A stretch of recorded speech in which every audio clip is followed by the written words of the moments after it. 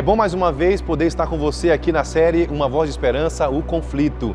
Estamos estudando a Palavra de Deus, aprendendo mais do Senhor Jesus e realmente tem sido uma bênção. Eu sei que tem sido uma bênção na sua vida.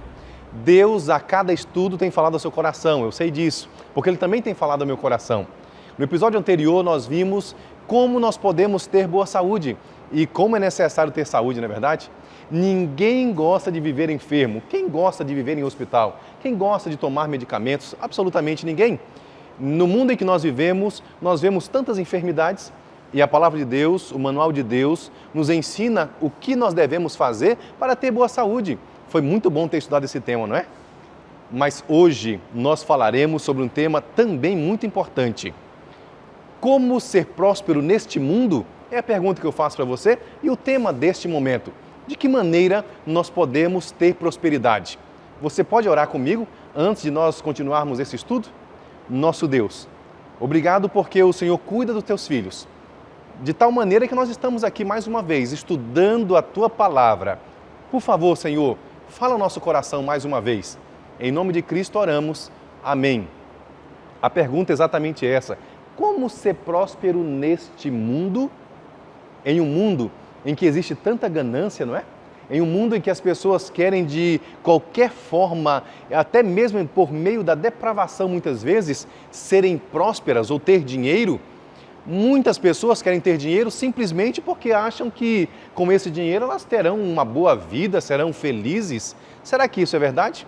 Existem milhares de pessoas por aí que têm dinheiro ou que vivem bem. Algumas até são milionárias, mas não são felizes. Será que o dinheiro realmente traz felicidade para nós? É claro que nós precisamos do dinheiro, é claro que nós precisamos do recurso financeiro para manter a nossa família, para viver, para viajar, para comprar os bens de casa, os itens que nós necessitamos em nossos lares. Isso é verdade, mas eu quero que você abra a sua Bíblia e vamos permitir que Deus fale conosco através da sua palavra. Leio nesse momento com você o que está aqui em Mateus capítulo 6, verso 25 a 33, que diz assim: Por isso vos digo, não andeis ansiosos pela vossa vida, quanto ao que haveis de comer ou beber, nem pelo vosso corpo, quanto ao que haveis de vestir. Não é a vida mais do que o alimento, e o corpo mais do que as vestes? Observai as aves do céu, não semeiam, não colhem, nem ajuntam em celeiros. Contudo, vosso Pai Celeste as sustenta. Porventura, não valeis vós muito mais do que as aves? Qual de vós, por ansioso que esteja, pode acrescentar um côvado ao curso da sua vida? E por que andais ansiosos quanto ao vestuário? Considerai como crescem os lírios do campo. Eles não trabalham, nem fiam. Eu, contudo, vos afirmo que nem Salomão, em toda a sua glória, se vestiu como qualquer deles. Ora, se Deus veste assim a erva do campo, que hoje existe e amanhã é lançada no fogo, quanto mais vós outros, homens de pequena fé? Portanto, não vos inquieteis, dizendo: que comeremos? Ou que beberemos? Ou com que nos vestiremos? Porque os gentios é quem procuram estas coisas. Pois vosso Pai Celeste sabe que necessitais de todas elas.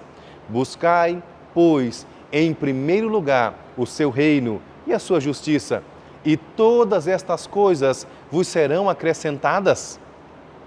Que verso lindo nós iniciamos o nosso estudo de hoje, não é? Falando exatamente que Deus, Ele cuida da erva do campo, Ele cuida de cada animalzinho. Por que Ele não cuidaria de você? Ah, querido amigo, algumas pessoas têm uma má compreensão desse texto, é verdade.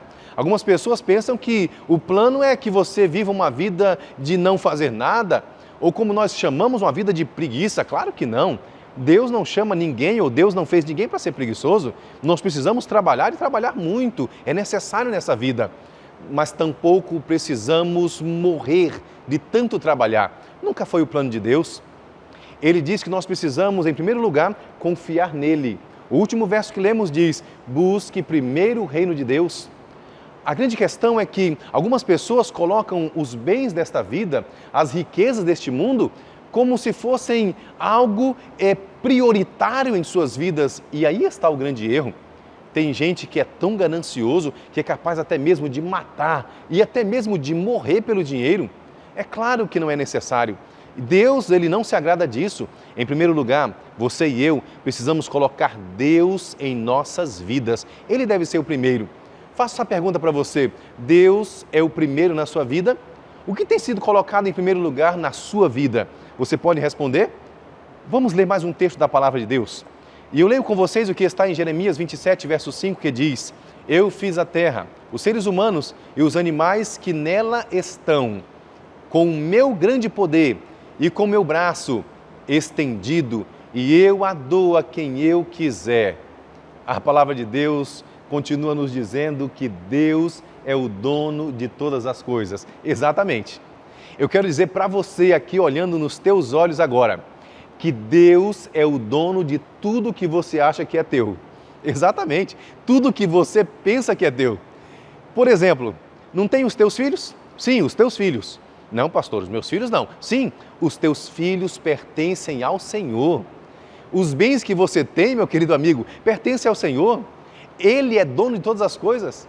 Na verdade, Deus é dono de todo o universo. Exatamente, de todo o universo. Tudo pertence ao Rei dos Reis e Senhor dos Senhores. Deus é o Criador de todas as coisas. Se Deus é o Criador, então Ele é o dono. Então, pastor, o que sou eu em meio a tudo isso? Quero dizer a você que você é só o mordomo. Você só cuida do que é de Deus. Alguma vez você já pegou algo emprestado de alguém? Parece que quando a gente pega algo emprestado de alguém, a gente precisa ter o maior cuidado, não é isso? Porque não é nosso. E até parece que quando algo não é nosso, é mais frágil, a gente tem todo o cuidado e geralmente dá problema. É assim ou não é? Por isso você precisa cuidar da tua finança, você precisa cuidar da sua família, você precisa cuidar de tudo que Deus te deu, porque não pertence a você. Cuide bem. Leia mais um texto comigo. Está aqui na palavra do Senhor. Diz assim, Gênesis capítulo 2, verso 15 a 17. E tomou o Senhor Deus ao homem e o pôs no jardim do Éden, para o lavrar e o guardar. E ordenou o Senhor Deus ao homem, dizendo: De toda a árvore do jardim comerás livremente, mas da árvore do conhecimento do bem e do mal, dela não comerás, porque no dia em que dela comeres, certamente morrerás. Nós já estudamos sobre isso, lembra? Aqui nesta série, em um dos episódios anteriores. Mas hoje, mais uma vez, eu leio este verso para dizer para você que Deus é o dono de todas as coisas. E desde o princípio, Deus sempre quis tirar do coração do homem o que nós chamamos de ganância, do que é meu. Isso é meu e eu não dou para ninguém. Ali no jardim haviam diversas árvores, você conhece bem a história. Mas Deus disse assim, de todas as demais árvores você pode comer, não tem nenhum problema nisso, mas desta árvore, essa você não toca. Você percebe que Deus ali já impõe um limite para o homem, dizendo que ele não terá domínio sobre tudo, que ele realmente não é dono de tudo? Não, calma aí, existe um domínio. Eu sou dono de tudo. Até aqui você pode ir, mas isso é meu. Sempre existirá algo que você não poderá fazer. Isso nós podemos colocar, aplicar aqui nesse momento do estudo, não somente a palavra de Deus, mas a vida. Você não pode fazer tudo que você quer na sua vida, ou até pode, mas você colherá consequências. Eu quero ler mais um texto da Bíblia com você nesse momento. Vamos juntos? Pega a sua Bíblia aí mais uma vez e leia comigo Malaquias 3, de 8 a 10, que diz assim: Roubará o homem a Deus? Todavia vós me roubais e dizeis: em que te roubamos? Nos dízimos e nas ofertas. Com maldição sois amaldiçoados, porque a mim me roubais, sim, toda a nação. Trazei todos os dízimos à casa do tesouro, para que haja mantimento na minha casa, e depois fazei prova de mim nisto, diz o Senhor dos Exércitos, se não vos abrir as janelas do céu, e não derramar sobre vós uma bênção, até que não haja lugar suficiente para a recolherdes.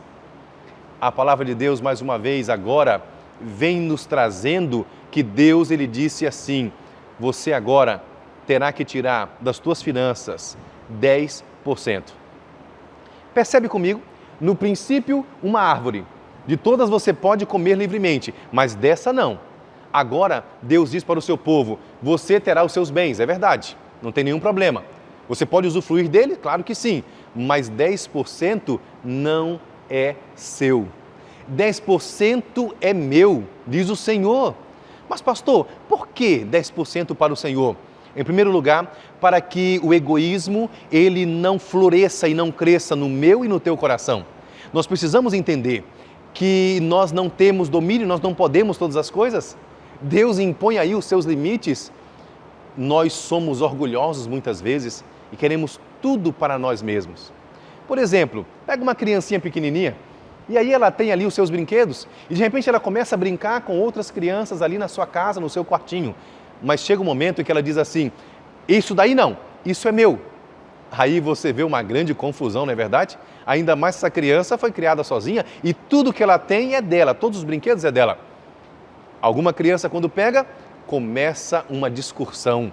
Porque nós somos assim, nós aprendemos na vida a ser egoístas e Deus deseja tirar do meu e do teu coração justamente esse egoísmo. 10% então não é meu, pertence ao Senhor. Mas para que então, pastor? Por que tudo isso? Vamos continuar estudando a palavra? Abre a tua Bíblia.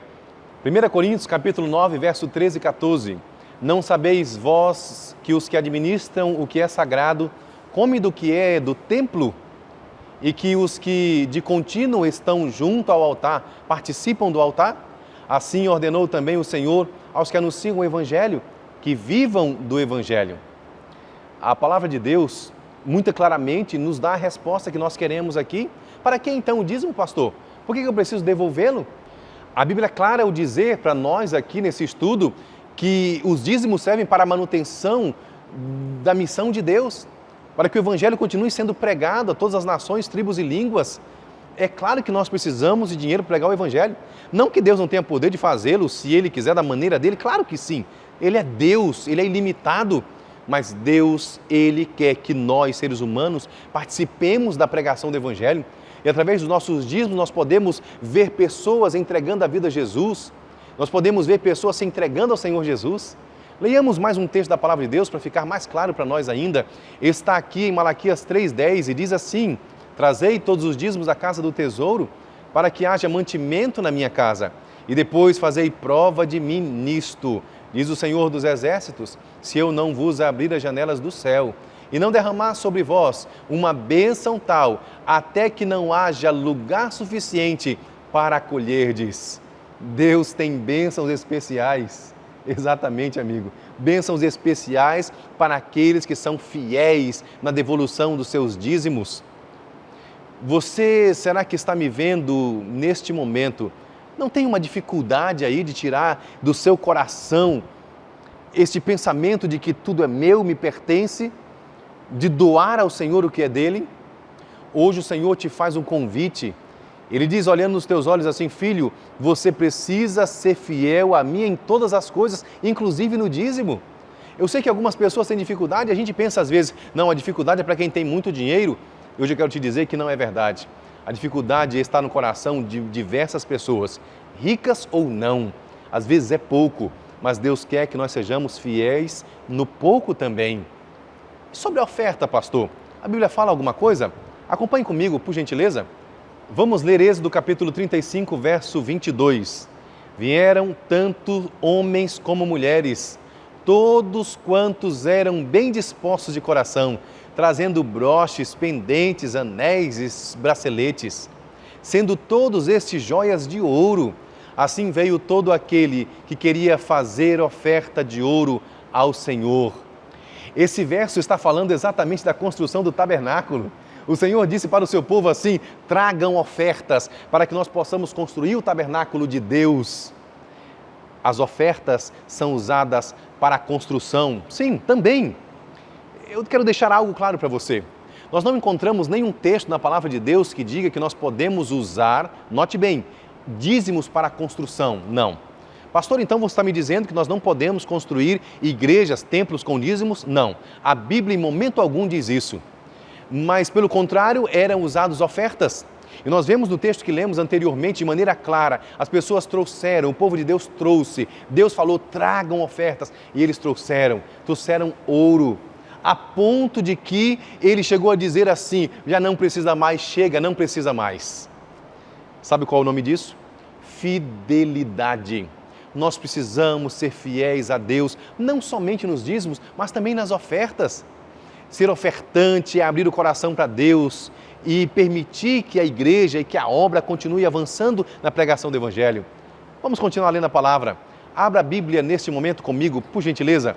Leio neste momento o que está em 2 Coríntios, capítulo 9, verso 7. Cada um contribua segundo propôs no seu coração, não com tristeza, nem por constrangimento, porque Deus ama ao que dá com alegria. Que verso bonito esse. Deus ama o que dá com alegria. Deus deseja que nós sejamos ofertantes, sim. Pastor, tem uma porcentagem que tem que ser exatamente aquela? Você pode sim propor no seu coração. E é bem interessante que você proponha no seu coração. A minha oferta vai ser 5%, minha oferta vai ser 10%, não tem problema. Isso não está errado. O dízimo, sim, 10%, não se discute. Mas a oferta, você pode pôr uma proporção, sim. Isso chama-se oferta sistemática. Deus é organizado e nós também precisamos ser organizados nisso. O Senhor então nos diz, proponha no seu coração. E quando você trouxer ofertas a mim, não traga com tristeza, com dor, como se fosse faltar algo, não. Mas traga com alegria, porque Deus tem nos dado tudo, a vida. Deus nos dá alimento diariamente. Nós precisamos também ser fiéis mordomos do nosso Senhor. Ainda leio um texto com você. Está exatamente aqui em João capítulo 3,16. Porque Deus amou ao mundo de tal maneira que deu o seu Filho unigênito para que todo aquele que nele crê não pereça, mas tenha vida eterna. Sabe qual foi a maior oferta dada ao mundo? Foi Jesus Cristo vir a este mundo e morrer na cruz do Calvário por você e por mim. Jesus morreu por você, meu irmão. Ele amou você de tal maneira que deixou o céu e veio aqui entregar-se por você. Essa é a maior oferta. Eu quero te fazer um apelo, um convite olhando nos teus olhos. Aqui mesmo olhando para você. Meu querido amigo, você acredita e aceita que Jesus foi a maior oferta? Você acredita e aceita que Jesus, Ele deu a sua vida por você? Ele se doou completamente? Por que não ser fiel ao Senhor em dízimos e ofertas? É o mínimo. Sinceramente, é muito pouco. Eu quero te convidar para que você diga, Senhor Jesus, eu quero doar ao Senhor não somente dízimos e ofertas, não somente dinheiro. Eu quero doar ao Senhor a minha vida, o meu coração, não somente os meus recursos, mas o meu tempo. Eu quero doar tudo que eu tenho ao Senhor. Sabe o que Ele quer de você? Ele quer você, porque você é importante para o Senhor. Dízimo e oferta sem coração não tem validade. O Senhor Jesus quer você, Ele ama você. Ele se doou completamente para que você tenha vida e Ele precisa que você também seja fiel a Ele. Se você quiser ser fiel ao Senhor Jesus, aí mesmo, como você está, feche seus olhos, vamos entregar o nosso coração para Jesus. Querido Jesus, o meu coração, o nosso coração nós entregamos ao Senhor, porque um dia o Senhor deixou o céu e veio a este mundo, se entregou completamente por nós. Quanto amor, quanta graça, quanta misericórdia encontramos aqui. Obrigado, Jesus. Agora o Senhor nos pede na sua palavra que nós precisamos também doar ao Senhor. Doar sim os nossos dízimos, doar sim as nossas ofertas, doar sim o nosso tempo. Mais que isso, precisamos doar todos os nossos talentos. Tudo que somos pertence ao Senhor e deve ser usado para a honra e glória do Teu santo nome. Por isso, entregamos a nossa vida ao Senhor e oramos em nome de Jesus. Amém. Louvado seja Deus, porque hoje você entregou a sua vida para o Senhor Jesus. Entregou-se totalmente a Ele. Eu quero te convidar para que você continue estudando a palavra de Deus. Não pare de estudar a Bíblia, porque Deus, Ele ainda falará muito ao teu coração. E não esqueça, neste conflito, escolher a verdade é escolher a vitória.